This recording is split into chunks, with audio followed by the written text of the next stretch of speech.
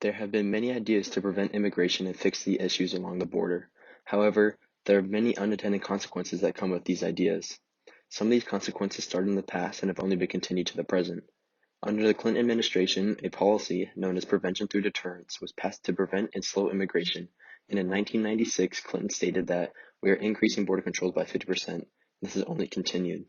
As this policy was put in place and agents were pushed to the front line of the border, this pushed immigration to the outskirts of town, outside the eye of the people. What is the consequence? Well, this led to an increase in the amount of deaths along the border. According to Migration Policy Institute, from January 1995 through March 2004, coinciding with 6 of Clinton's 8 years in office, more than 2,640 migrants died, and in the latter of those years, it was more than 1 death per day. When looking at more recent years, these numbers have yet to decline among all lines of immigration. In August of 2019, DW News reported that the U.S. had reached 500 immigrant deaths, over half of which occurred on the southern border. Among these deaths, over half were caused by drowning, such as in shipwrecks in the Caribbean or failed river crossings. About 65 were from highway crashes and around 20 each on railroad routes, from dehydration or exposure, violence including homicide, and sickness or lack of medical care. As the number of immigrants that have crossed the southern border may have continued to stay steady, the number of deaths has only increased, and all in all, these people are turned into a statistic. Drug cartels also have an influence on all of this. As immigration became more difficult, they began to realize that smuggling people became much more profitable.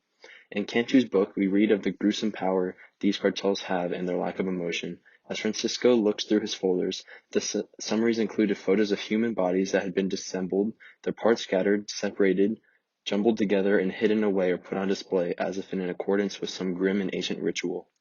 We realize these are all statements of the cartel, the people that immigration policies have unintentionally left immigrants in the hands of. This is the cycle that we will forever live in.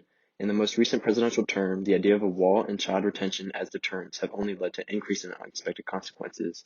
Not only does this cycle revert back to increasing deaths, but the other side is the number of incoming immigrants. One thing that the current wall fails to recognize is that there are plenty of undocumented immigrants in the U.S.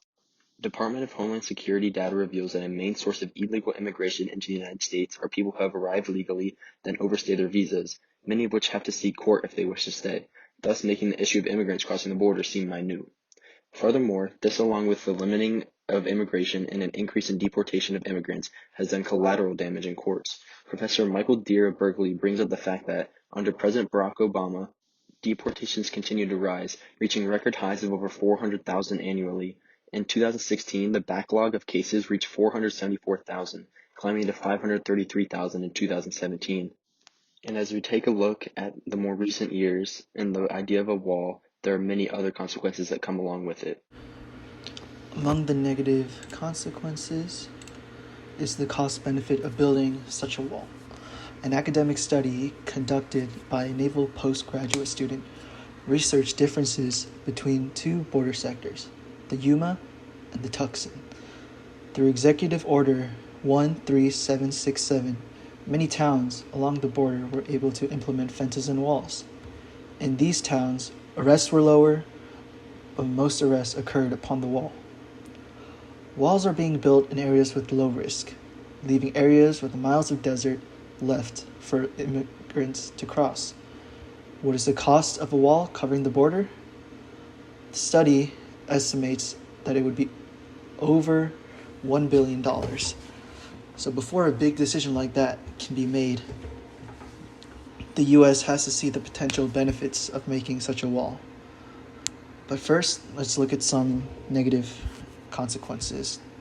First, the wall may unintentionally increase the amount of migrant deaths per year.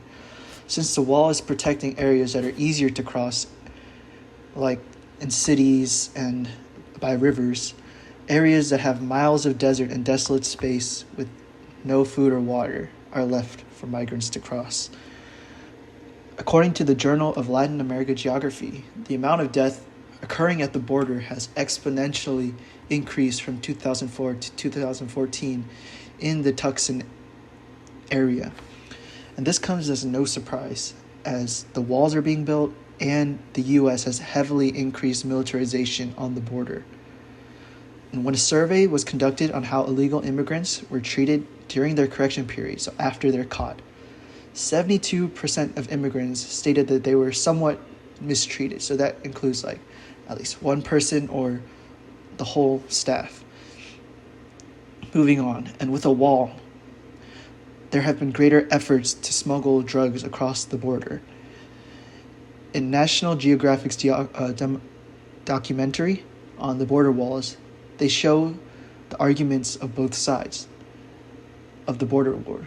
The wall has increased prices for smuggling, so in turn, many immigrants look for cheaper ways to cross the border, so they have turned to becoming donkeys, which smuggle drugs for the large cartels.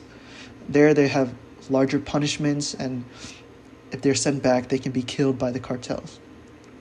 The wall can indirectly increase illegal drug flow coming into the U.S. However, a wall across the border can also be effective in keeping drugs out. As mentioned before, walls built in sectors led to arrest numbers decreasing, since there is no way engaging the amount of people who have gone to the wall.